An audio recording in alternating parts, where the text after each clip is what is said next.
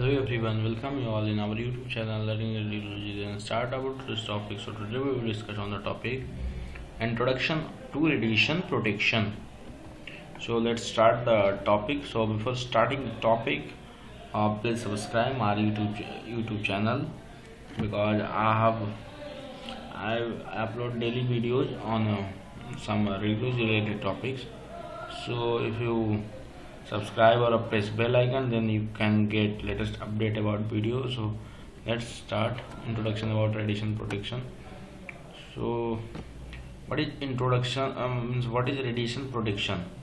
Means radiation is a basically effective measures in which we protect from radiation to our patient, personals or general public from unnecessary exposure of ionizing radiation. Aim of our radiation protection are like aim is means that then aim to prevent from deterministic effect of radiation and to reduce the risk of stochastic effect to a reasonably acceptable level. 2 points are shown on your screen. Means prevent occurrence of a deterministic event and minimize the stochastic effect. Why we need of a radiation protection? Means it provides a safe working environment, promote knowledge of radiation risk, minimize unsafe practices, control radiation risk and share responsibility among the workers and improve the quality of an already existing radiation protection program. There are sources of radiation. What are the different sources of radiation? Radiation sources are basically categorized into two types. First one is natural background and second one is man-made radiation. In case of natural background are like called terrestrial radiation, which is 3%, cosmic radiation is 5%, radionuclide is 5%. In case of man-made radiation, there are consumer product, air travel, nuclear fuel generation of power, atmospheric fallout, nuclear power plant accident, medical radiation. Here are this chart which show the radiation. Mean they are radon and thoron, which comes under the background radiation. It emit maximum radiation, which is 37%. Then in case of man-made, this is computer tomography 24%, terrestrial radiation is 3%, internal background is 5%, space radiation is 5%, industrial and occupational is 0.1%, less than 0.1%, consumer 2%, conventional radiography fluorography is 5%, interventional fluorography is 7%, nuclear medicine 12%. So maximum radiation from radon and thoron, which is background radiation. It is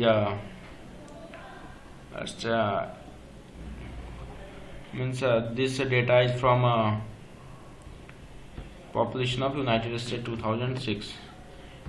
There are three principles of radiation protection, also called as a cardinal principle of radiation protection. First one is time, second one is distance, and third one is shielding. Time means you have to consume very less time during the examination, during the procedure, and during in our radiography room. Distance, we should maintain maximum distance, means from SID source, from the X-ray source to patient or radiation personals itself. Because of shielding, we use a shielding in an X-ray room or a shielding for a personals, shielding for a patient. Then time is the amount of radiation worker receives is directly proportional to the length of the time the individual is in the path of ionizing radiation. During fluoroscopy, reduced exposure time will decrease both patient exposure and personal exposure. Distance, intensity of radiation is inversely proportional to the square of the distance from the source. Maintain a large distance as possible between the source of radiation and exposed person. Technologists should stand 2 meters or 6 feet from the X-ray tube. Shielding, in case of shielding, when maximum distance and the minimum time do not ensure an acceptably low radiation dose, adequate shielding must be provided so that radiation will be sufficiently attenuated. And the material that attenuates the radiation exponentially is called a shield will reduce the exposure to the patient. Most common material used for a protective barrier are lead and concrete, and in case of accessory protective devices, it is made up of lead impregnated vinyl. These devices are like apron, gloves, thyroid shield, protective eyeglasses. Radiation protective structural shielding are like we use a barrier, a lead sheet, means like a structural barrier such as walls and doors in an X-ray room have been designed to provide radiation shielding for both imaging department personnel and the general public. And the protection is necessary to ensure that the occupational and non-occupational annual effective dose limit are not exceeded. Primary protective barrier. Primary protective barrier, the main purpose of this barrier is to prevent from direct or unscattered radiation for reaching personnel or a number of general public on the other side of the barrier. Peak energy of the beam is 130 kVp, and the primary protective barrier installation consists of 1.6 cm lead extended to 2.1 mm meter forward from the floor of a X-ray room or X-ray tube is 1.5 to 2.1 meter from the wall. In case of secondary protective barrier, it mainly protects against the leakage or a scatter radiation. Any wall or a barrier that is never struck by a primary X-ray beam is classified as a secondary barrier, like control booth barrier, clearly acrylic. Secondary protective barrier, clearly acrylic. Overhead protective barrier, accessory protective device, lead apron and gloves, neck and the thyroid shield, protective eyeglasses. There are some radiation protection organizations which work for our radiation protection on national or international level, like ISRT means International Society of Radiograph and Radiological Technologists, ICRP International Commission for Radiation Protection, UNISCAR United Nations Scientific Committee on the Health Effect of Atomic Radiation, AERB Atomic Energy Regulatory Board, NAS National Academy of Science or National Research Council Committee on Biological Effect of Ionizing Radiation, National Commission for Radiation Protection, NCRP, IART, Indian Association of Radiological Technologists. The function for ICRP, which evaluates the information on a biological effect and radiation and provide radiation protection guidance through general recommendation on occupational and a public dose limit. The NCRP reviews the regulation formulated by ICRP and decided ways to include those recommendations in US radiation protection criteria. NISCAR it work on a human and environmental ionizing radiation exposure and derive the radiation risk assessment from the epidemiological data and a research conclusion. It also provides the information organizations such as ICRP for evaluation, NAS, NRC, BAR. It reviews study on the biological effect on ionizing radiation risk assessment and also provides the information to organizations such as ICRP for evaluation. AERB is a mission of AERB to ensure that the use of ionizing radiation and nuclear energy in India does not cause undue risk to the health of people and the environment. Factors that affect the X-ray dose are like different factors like workload, exposure factor, use factor, occupancy factor, and the distance.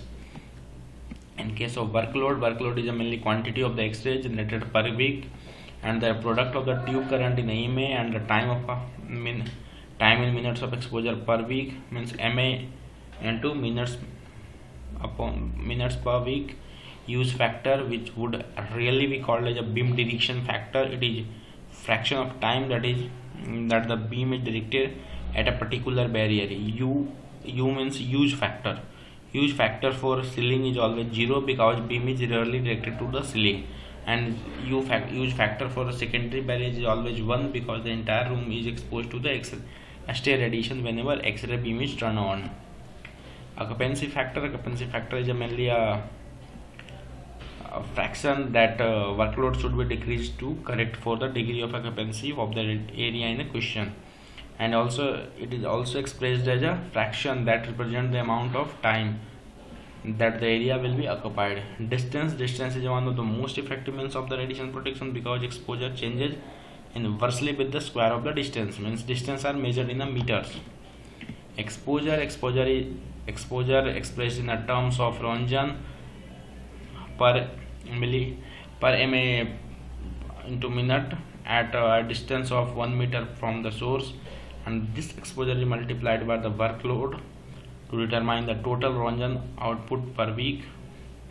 Examples are like 1000 mA into minute per week into 0.9 RMA into per week is equal to 900 Ranjan per week at 1 meter.